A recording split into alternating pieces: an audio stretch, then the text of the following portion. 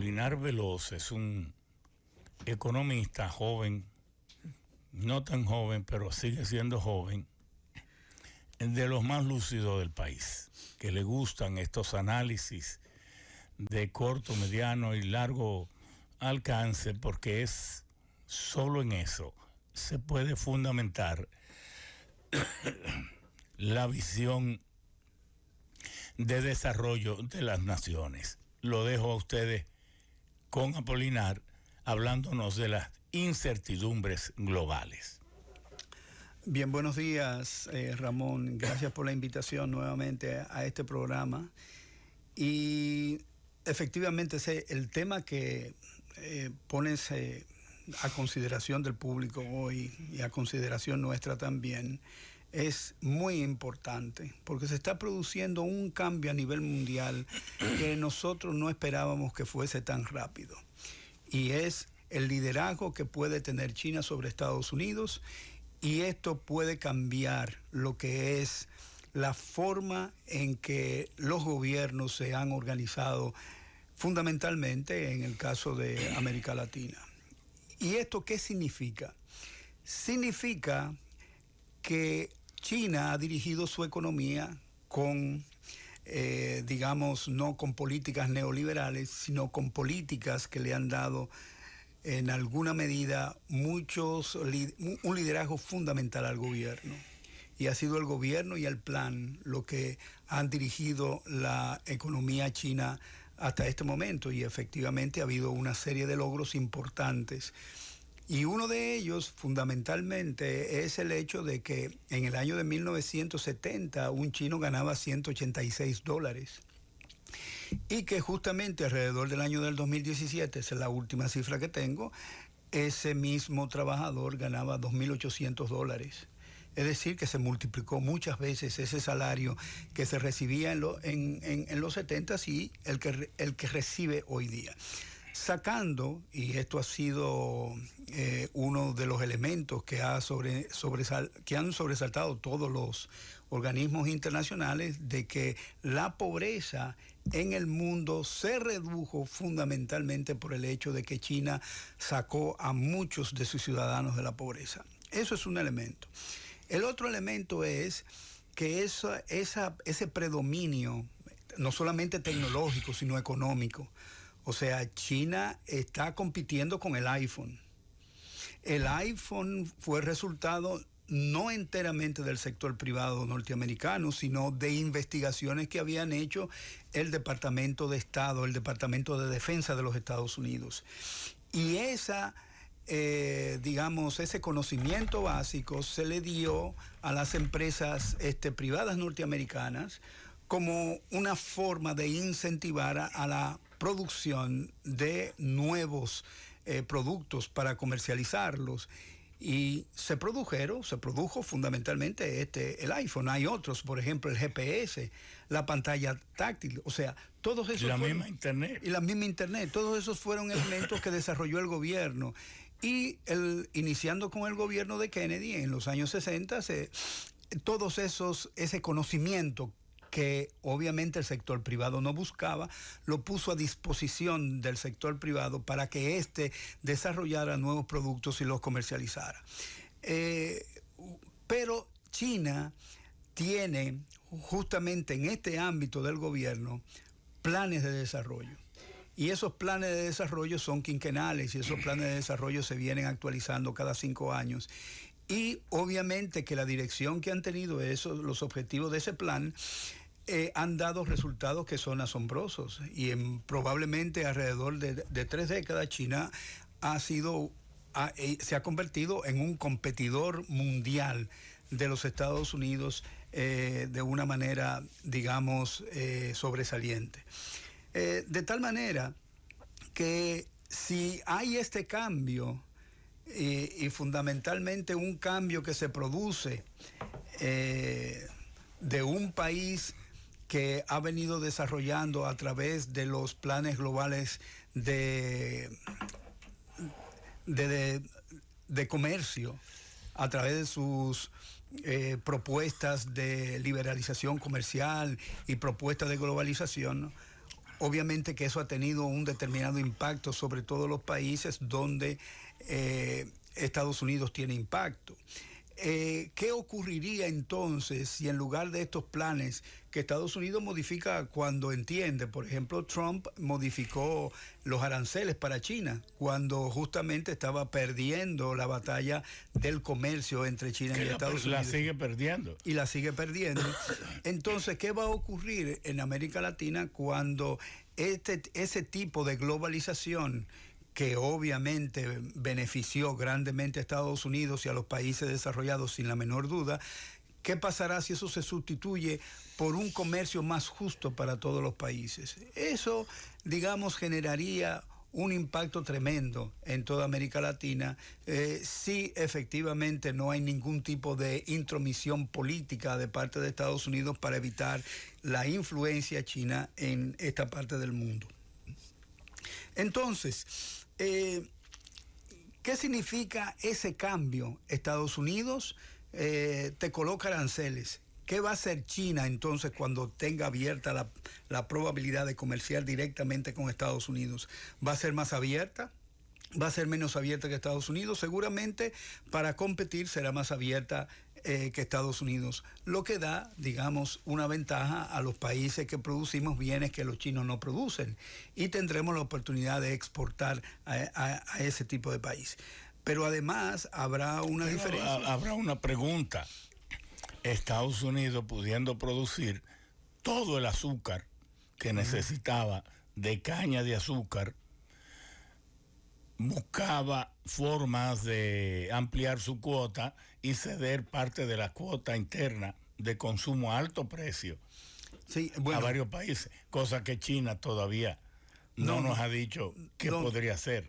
No, y habría que ver, digamos, cómo ese tipo de comercio se modifica, porque evidentemente lo que se ha producido justo con digamos, acuerdo de libre comercio de República Dominicana con Estados Unidos es que hay un grupo de empresarios azucareros que venden la azúcar refino creo que alrededor de 50 a 55 centavos de dólar la libra, mientras en el mercado mundial se puede adquirir a 8 centavos.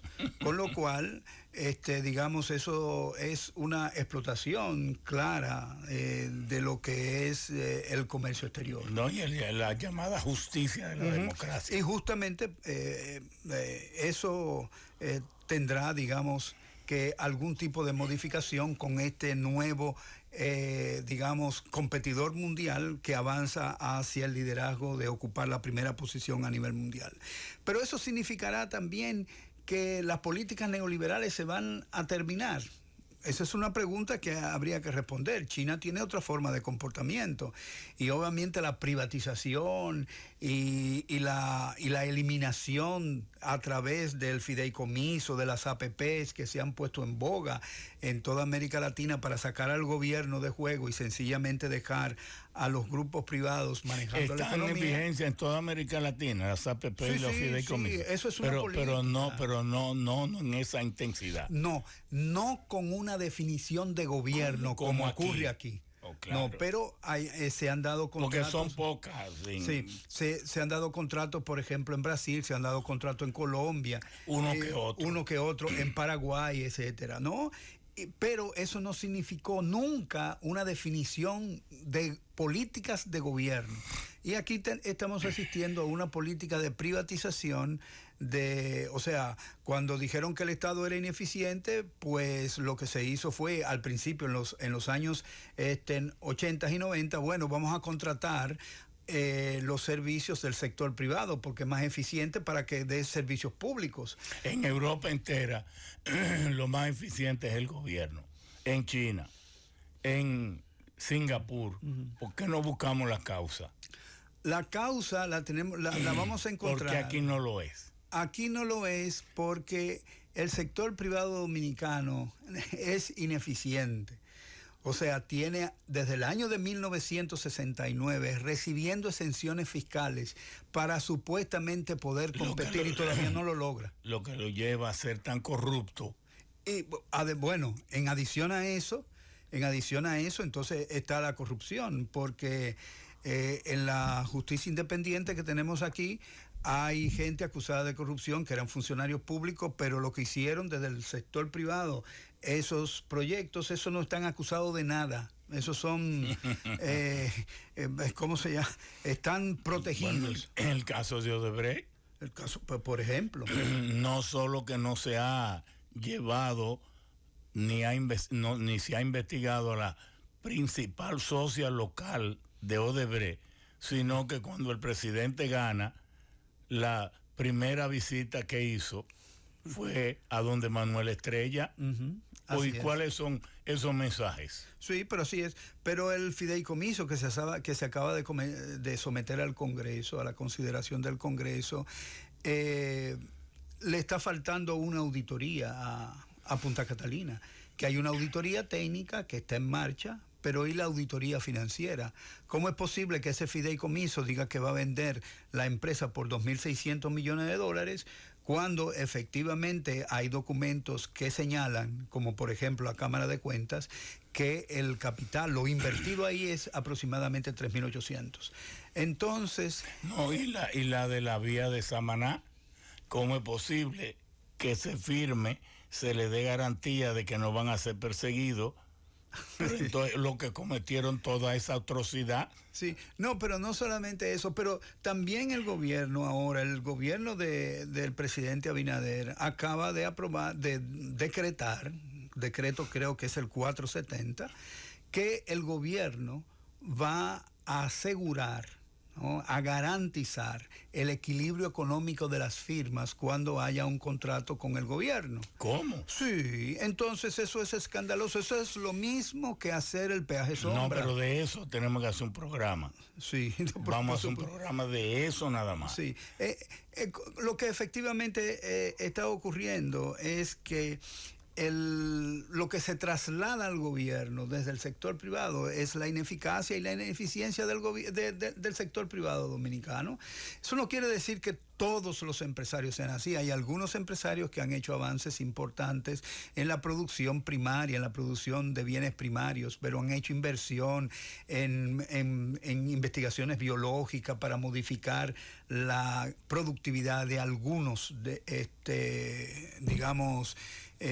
productos agropecuarios. Procesos. Sí, entonces, pero eso no lo que... esa parte pequeña del empresariado no es la que se ha impuesto.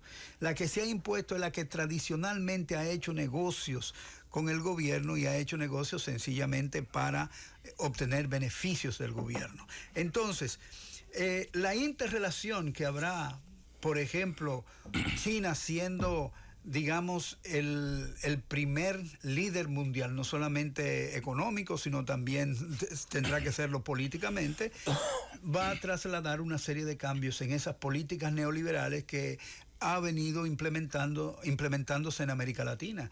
Obviamente que eso va a tener una respuesta de Estados Unidos, pero Estados Unidos tiene que cuidar su economía, Estados Unidos tiene muchos retos internos. Analízanos eso mismo, pero con Europa. Porque se dice que con Europa no hay tanto rotura de la cadena de suministro, que el costo del furgón sigue costando más o menos. Lo que pasa es que China, si hay puertos grandes, China tiene 12 de los más grandes del mundo. China tiene órdenes para construcción de barcos de aproximadamente el 70%. De todos los barcos. Sí, China tiene órdenes de producción de grúas para desmontar y cargar buques de alrededor del 90% de las órdenes mundiales. O sea que China está concentrando desde el punto de vista naviero, supera a Estados Unidos. Es decir, que el mundo y Estados Unidos a la cabeza cometió el error de traspasar a China por no saber manejar sus costos de producción locales, una cantidad tan brutal del comercio y la actividad económica mundial que ahora resulta casi un cuello de botella para China, pero una situación inmanejable para la propia seguridad del resto del mundo. Claro, o sea, el asunto es el siguiente, Ramón. Hay que ver cuál es la respuesta que va a dar China tecnológicamente a ese problema.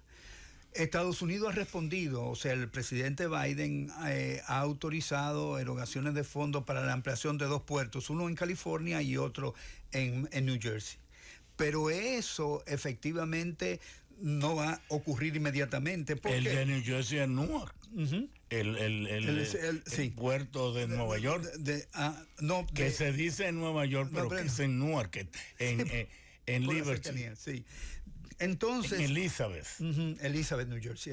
Ahí es que está. Entonces, ¿cuál es el asunto? El asunto es que en el Congreso de Estados Unidos, el 1.9 trillones de dólares que está buscando el presidente Biden aprobación, todavía no hay acuerdos, sobre todo acuerdos con la propia ala liberal, es decir, de los demócratas, porque el senador Manchin de ¿cómo se llama? De West Virginia, está proponiendo que ese no es el nivel, que ese es un nivel muy alto, y está proponiendo que sea de 1.5 trillones. Y hay un tranque ahí, es decir, que todavía esa política se sigue postergando y Estados Unidos sigue atrasándose con una China que está trabajando a todo vapor. Y con una China que ahorra todavía el 44% de su PIB.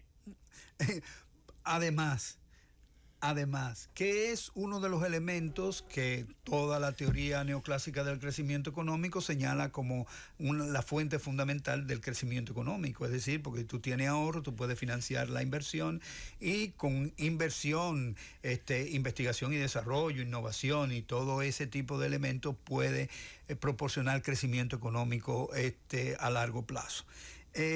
Ahora bien, lo que ocurre en Estados Unidos es otra película diferente, ¿no? En Estados Unidos lo que tenemos es justamente una contradicción a nivel del gobierno, y es una contradicción política que no ha resuelto. Y de la propia sociedad.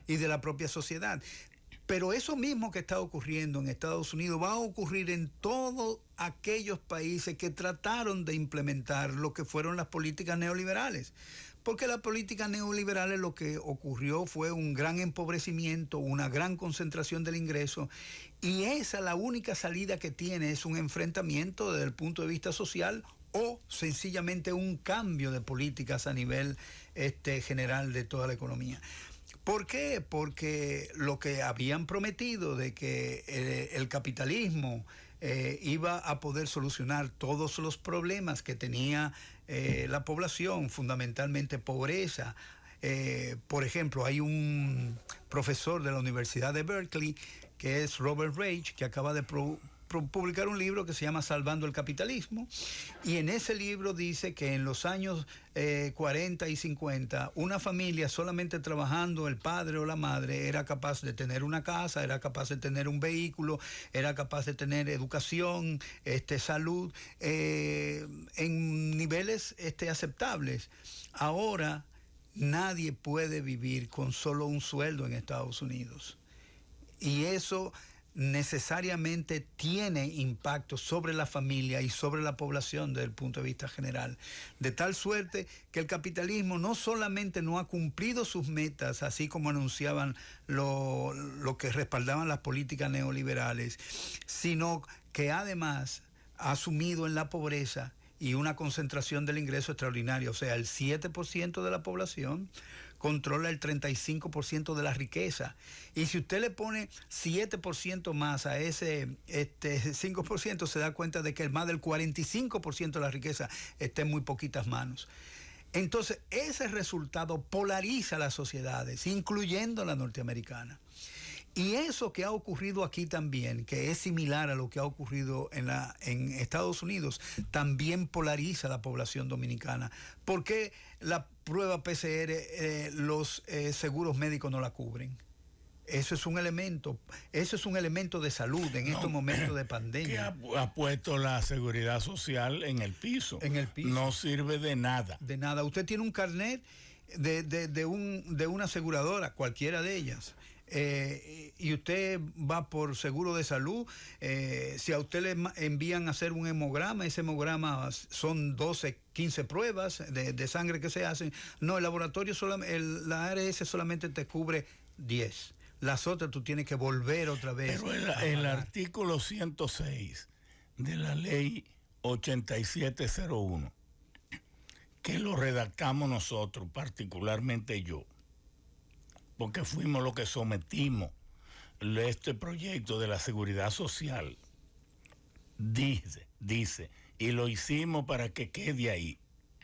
Artículo 106, búscalo por ahí, que dice que el gobierno es el garante de la seguridad social y que es el responsable de hacer todas las adaptaciones, reformas, cambios, porque todas las otras entidades son simples agentes operativos. La responsabilidad corresponde al gobierno, de manera que el gobierno ni luce bien, ni hace nada, echándose a un lado, debe saltar diligente a resolver estos problemas de la seguridad social, porque si no lo hace va a quedar sin calidad moral para hacer nada. ¿En qué sentido? Cuando la gente termine de darse cuenta que al gobierno poco le importa su salud, su salario, por ejemplo, el aumentito de salario que se hizo el año pasado, ante esta embestida inflacionaria, hace tiempo que se fue. Entonces, para este año debería haber un ajuste salarial. No, porque con la vida de la gente no se juega. Entonces, si el gobierno no sirve para resolver los problemas, pero resolverlo, no esperar al final de los 4 años, entrarle a la seguridad social ahora, enfrentar el tema salarial ahora, enfrentar el tema energético ahora, enfrentar el término de la pobreza ahora, plantear ese Banco Central que el presidente encuentra que lo hace tan bien, pero el mismo gobernador que le manejó la economía a Balaguer, que se lo manejó a Leonel, que se lo manejó a Danilo, y que el gobernador no ha modificado su modelo. No. Pero quien lo modificó fue el presidente. Este presidente modificó su modelo, el que habíamos hecho, para aceptar el de ellos. Entonces, ¿cuál es el cambio? Yo lo que digo, si no atiende los problemas, cuando el gobernador cuenta todas esas historias del crecimiento del 10.9 y 10.7, la élite están pensando que el pueblo se está creyendo toda esa prosperidad. Sí. En las masas en los barrios están profundamente disgustadas porque no se están creyendo nada de eso, porque nada de eso le está llegando. Pero por supuesto, yo creo que la historia del crecimiento del Banco Central con Héctor Valdés ha sido, en las actuales circunstancias de un Banco Central que tiene técnicos de muy buena capacidad, es un cuento triste, porque cuando ahora a un estudiante de economía le enseñan de qué depende el crecimiento económico no dice que depende del crecimiento del sector agropecuario, ni del sector servicios, ni no.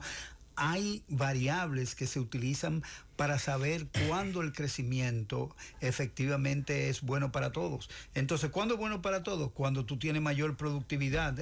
Cuando el gobernador... Desarrollo humano. No, pero ¿cuándo el gobernador ha mencionado productividad en su discurso de crecimiento? Nunca. ¿Cuándo ha mencionado la tasa de interés? Nunca, porque la tasa de interés tiene un efecto sobre la inversión. Nunca la ha mencionado. No ha mencionado... De las más altas del mundo. De las más altas del mundo, sí, la tasa de interés. Pero además, cuando se habla de crecimiento, se habla del impulso fiscal. Es decir, cada vez que el gobierno gasta un peso, cómo eso se transmite en el resto de la economía. De eso no habla. Es decir, no habla de los salarios. Porque si hay productividad alta, como efectivamente la ha habido, pero los trabajadores no están recibiendo, de acuerdo a la productividad y a los términos de la teoría neoclásica que ellos aplican, ellos no están pagándole a los trabajadores por su productividad. Hay una discrepancia enorme entre la productividad y el salario real de los trabajadores. Es cierto que en los últimos 25 años, hace 25 años el salario era como el 28% del PIB y ahora es como el 18%. Ese dato yo no... Mira, con las cifras del Banco Central hay que tener mucho cuidado. Se pueden hacer muchísimos cálculos y podemos llegar a conclusiones totalmente diferentes en la misma variable. Por eso hay que crear de las metodologías el Instituto de Cuentas Nacionales. No, un instituto de estadísticas públicas que cubra todo el sector público. Pero que incluya básicamente las cuentas nacionales. Las cuentas nacionales, porque... ¿Qué le importa al Banco Central decir que la economía va a crecer a 10 o a 15? No tiene ningún problema porque él sabe que él va a producir las cifras para justificar el 10 o el 15. No, y que tiene a los dominicanos de ultramar que le van a meter 20,000 millones, porque aquí me gustaría que un economista como tú haga un trabajo sobre eso. ¿En qué sentido? Que las remesas van a llegar a 10.400, 10.500 millones. Pero a eso hay que agregarle la caja, los tanques, los envíos de electrodomésticos, que al nivel de intensidad que uno sabe que llega aquí, eso puede ser 4 o 5 mil millones. Eso yo no lo... No, por eso hay que hacerlo. No, hay que medir eso. Y eso puede llegar fácilmente a los 15. El 20% del turismo de cuando el país más turistas recibía, 2023, es de dominicanos que vienen de la étnico. Pero ¿a qué vienen? Con sus $9.999 para no llegar a los 10,000 y con sus cheques a que alimentar sus construcciones y las inversiones que tienen aquí. Eso no está en la remesa. No, eso no está. Y si tú tienes 2 millones viniendo aquí de a 4 o 5 mil dólares nada más cada uno, algunos vendrán con $500, el que vino desbaratado, que bueno, ¿a cuánto asciende eso? A 5 o 6 mil millones, que a los 15 ya vamos por encima de 21,000. La prosperidad de este país, y además agrégale a eso de que para producir esos 20,000 o lo que sea, millones de dólares, el país no tuvo que invertir un chele. Entonces eso representa más que todo el resto que produzca el país. Es que hay que hacer ese estudio, porque nosotros hemos hecho estudios preliminares, no con esa calidad, y nos dice que el motor de desarrollo de este país no son las industrias nacionales, ni nada de eso. El motor son los dominicanos de ultramar. Pero produce, por ejemplo, el sector de turismo produjo en exportaciones, supuestamente, vamos a ponerlo entre comillas, 5.200 millones de dólares. Es decir, pero todo el arroz que se siembra en este país no llega a 1.000 millones de dólares. Pero, oye, 800, 700, y esta gente manda 20,000. Exacto. Pero no, lo interesante es que esos dominicanos que malinterpretaron la bonanza dominicana y se fueron a trabajar a otro sitio, desconociendo que aquí había una, digamos, economía próspera, son los que están manteniendo, como planteas, la economía dominicana. Pero, por ejemplo, comparemos esos 10.400 millones y quitémosles los tanques, las construcciones que ellos financian aquí, y veamos los 2.400 millones nada más. El turismo, que ahora se ha convertido en la columna vertebral de la economía dominicana, produjo 5.200 millones de dólares. Pero eso es bruto. Pero este año. Quítale a esos 5.200 millones de dólares, eso ya hasta septiembre. Quítale a esos 5.000 millones de dólares las importaciones que realiza el sector, y quítale también las remesas de capitales. ¿Cuánto en términos netos te queda? Los salarios que pagan aquí, que son alrededor de 1.200 millones de dólares. Entonces, ¿de qué columna vertebral me están hablando? ¿Por qué la población dominicana tiene que sacrificarse ahora, justamente con lo de la pandemia, por el sector turístico? Vamos a una pausa.